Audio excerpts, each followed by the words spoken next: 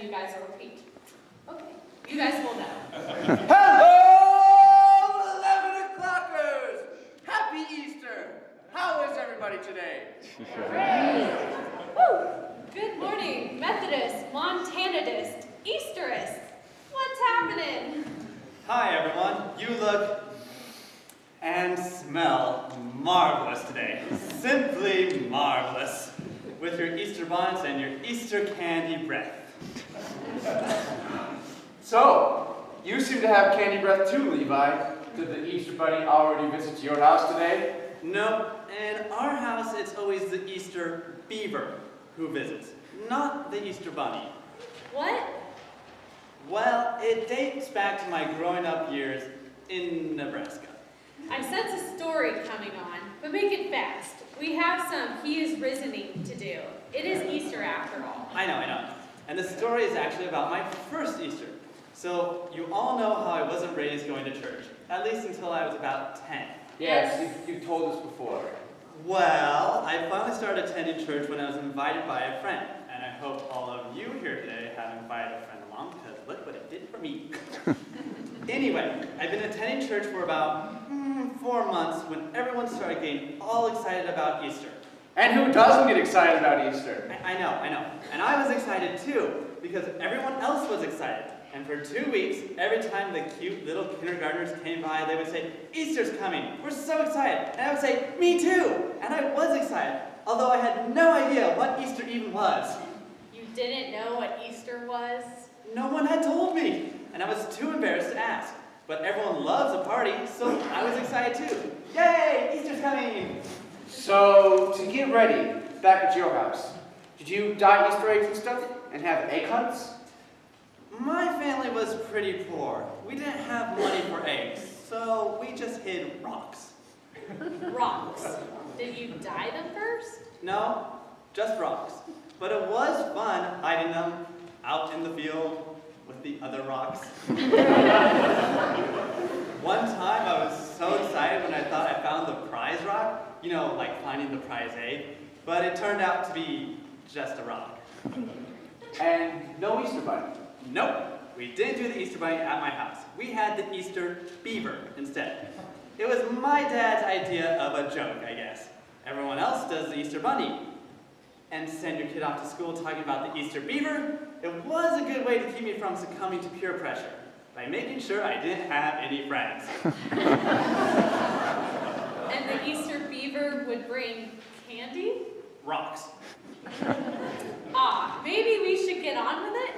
Anyway, and on that big day at that Methodist church where I was attending with my one friend, who somehow didn't seem bothered by my family's oddities. Anyway, at church they would all celebrate, and in the service they would put on an Easter play. Kind of like this college-age skit. And for some reason, they asked me to be in it that first year. And of course, I said yes. But here's the thing. They didn't have a script. They all just knew the story and did it. But I didn't know it, and I was too embarrassed to tell them that I didn't. So, what happened? Well, there we were at the front of the church, and they said, "Okay, you be Mary. Mary Magdalene at the tomb. Quick, get out there." So what did you do? What could I do? I went out there, I ran up to the tomb, and there was one of the grown-ups dressed all in white standing there, an angel, and there was everyone in the congregation sitting there, watching, expectantly. So, what happened? What happened? I started to cry. That's what happened. And the angel said, "Why do you weep?" And I said, "Because I don't know my lines." And then another figure in white appeared. It was the pastor. And he whispered, "Levi, pastor? Yes, in real life, but in our play, I'm the risen Jesus, and you don't recognize me." I didn't recognize you.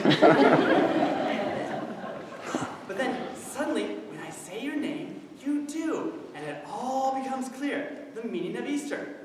Is that what this is all about? Is that what Easter is? Why didn't somebody tell me? You're alive. Jesus is alive, and he's standing right here, right now, with us forever. God, thank you for the very first Easter and Levi's first Easter in Nebraska. and this one today in Bozeman, and everyone in between and to come. Who can explain it? But we know it's true. Jesus is alive and is there, helping us through life, especially when we don't know what's next, or how to go on, or when we don't even know our lines.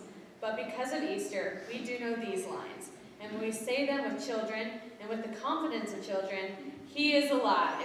He is alive. He is risen. He is risen. He is risen indeed. He is risen indeed. And now, is this another great Easter or what?